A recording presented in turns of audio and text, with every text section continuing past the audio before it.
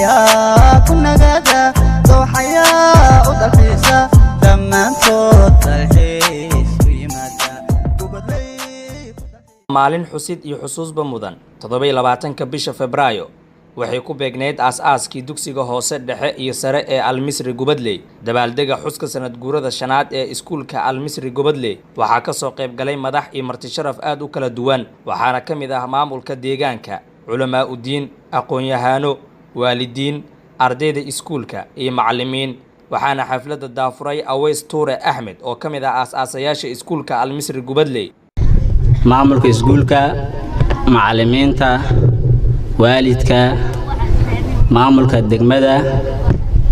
ardayda waalidiinta dhammaan cid waliba oo ka soo qayb gashay xafladan maqaamkii halkan ay ku fadhidaan ku salaam assalaamu calaykum waraxmatullaahi wabarakaatuh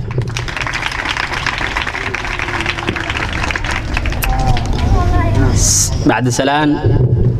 waxaan rabaa si qaas ah inaan macallimiinta iskuulka iyo maamulka iskuulka aan iraahdo ku maasantiin dadaalka iyo juhdiga iyo maskaxda iyo cilmiga iyo dadaalka aad ku sareeya ee aad ku bixinaysaan deegaankiina si uusan uga harin 17 degmo ee ka kooban yahay gobolka Banaadir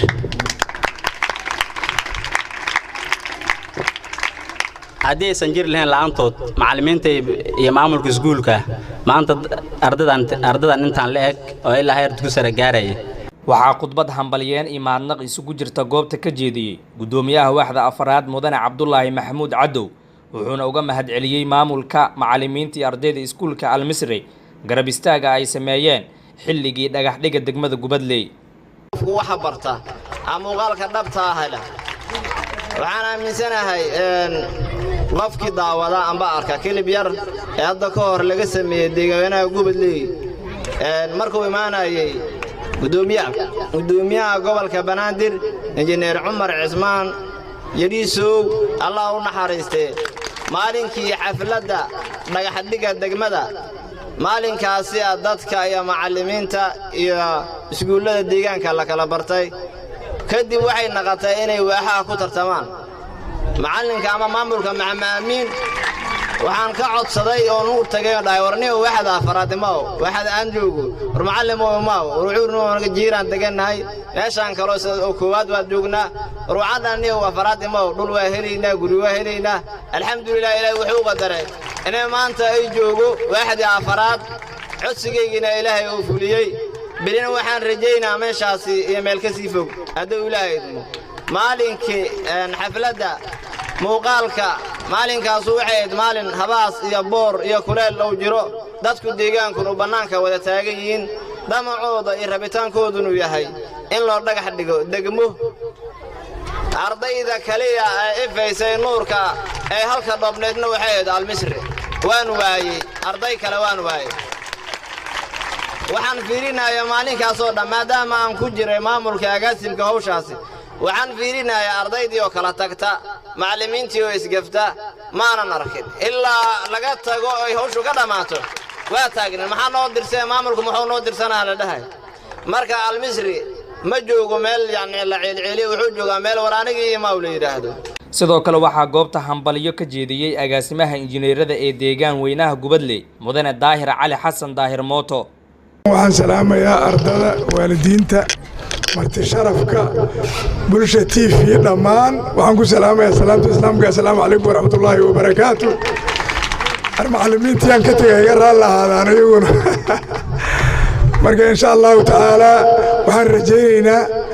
xafladda dambe ee sanadka dambe insha Allah guri kan ka qurux badan iskuulka weynaaye deegaanka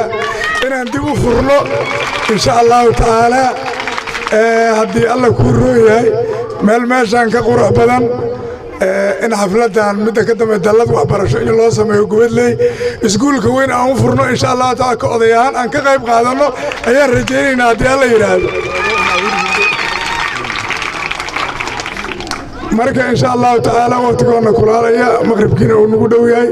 dadkina marti sharafkii iyo akhyaartina ay sii dhawan yihiin iyo waalidiintii waqtiga ayaan soo gabagabeynayaa marka insha allahu tacaala assalaamu calaykum waraxmatullaahi wabarakaatu. ugu dambeyn waxaa goobta ka hadlay agaasimaha Gubadley Power Supply mudane Maxamed Macalin Bashiir Camuu iyo waalidiin aad u fara badan oo ku faraxsan horumarka uu gaaray iskuulka Al-Misri Gubadley deegaankiisa iyo dadkiisa alla ka soko uu gaarsiiyay iyagoona sheegay in taariikhda Soomaaliya ay geli doonto horumarka ay ka shaqeeyeen maamulka iyo macallimiinta iskuulka Al-Misri Gubadley. waalidiinta maamulka deegaanka iyo bulshada dhammaan degan Gubadley in dadkii soo qabtay dadaalkaas ayagana mirahooda la siiyo. waxaan u jeednaa hadda meesha aan dhex joogno in ay tahay guri aad ciriiri u ah gurigaas oo ka kooban jeengado waxaan awoodnaa in aan haddii aan isku tashano aan siino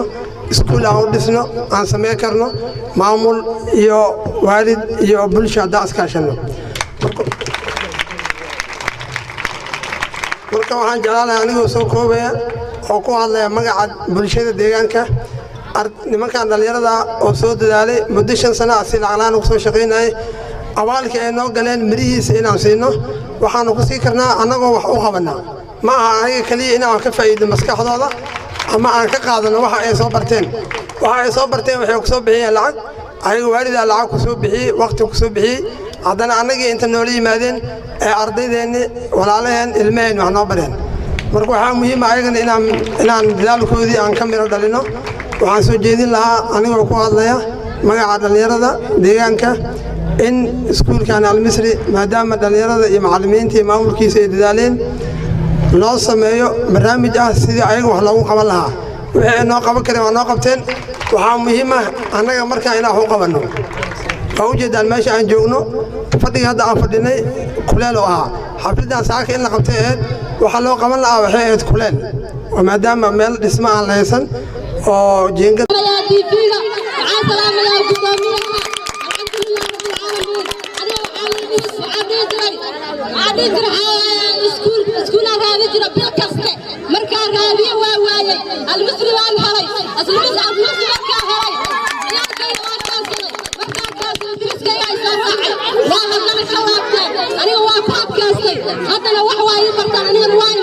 maanta u qaaday cunugayga iskuul afarta jirdiino ku yaal buu dhiganayaa arday yar waay ma garanaynin hal aan la hiigsado haddaba iskuulkan baan meesha ka arkay faylkiisa intaan ku soo wareejiyay hadda alxamdulilah ali shukri meel fiican buu ka marayaa ardaydayda maasha allah aniga ka midaan ahay aad baan u soo dhawaynayaa maamulayaasha dalkan TV أمانك Gubadley sida quruxda badan xafladan xamaasadeeda inaan TV-ga soo istaaga anigoo maama igu qasabtay maamulahayna ustaad Amiin aadan ilaahay khayr badan oo la soo koobi karin halkaan Allah ka siiyo hayna maaragta ka soo gaarisha shantaan ka soo qadsay magaalada Xamar hadan ka soo bixto iskuulna hayna maaragta ilmahayga anigu iyo guriga oodana aan ku aruursanahay oo Xamar xabadu naga soo bixisay alxamdulillah aan ka soo marnay marxalada badan oo maanta soo marnay alxamdulillah dadka nimco soo gaaray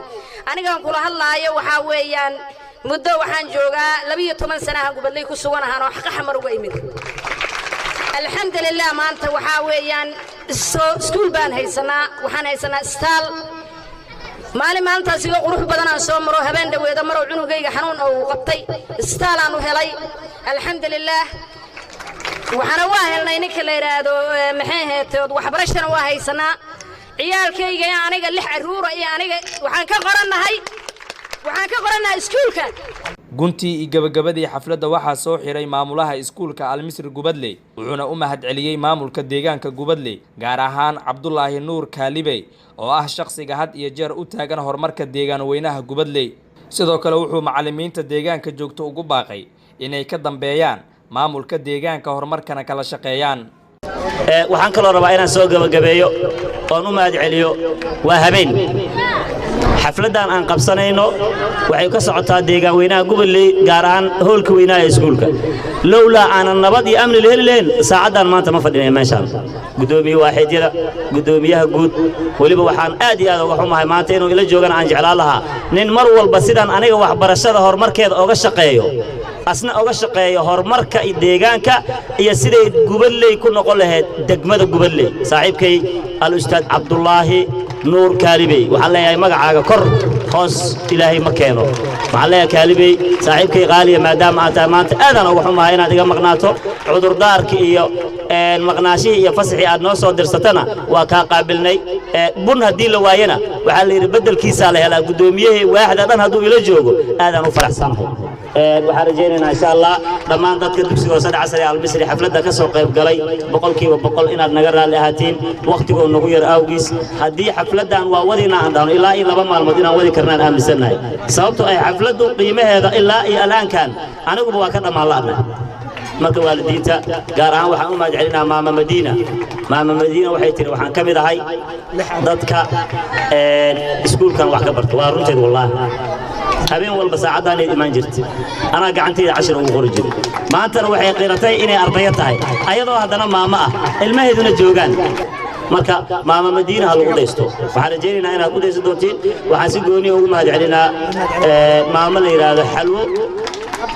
xalwo waxay ka mid tahay maamooyinka iskuulkan u soo halgamay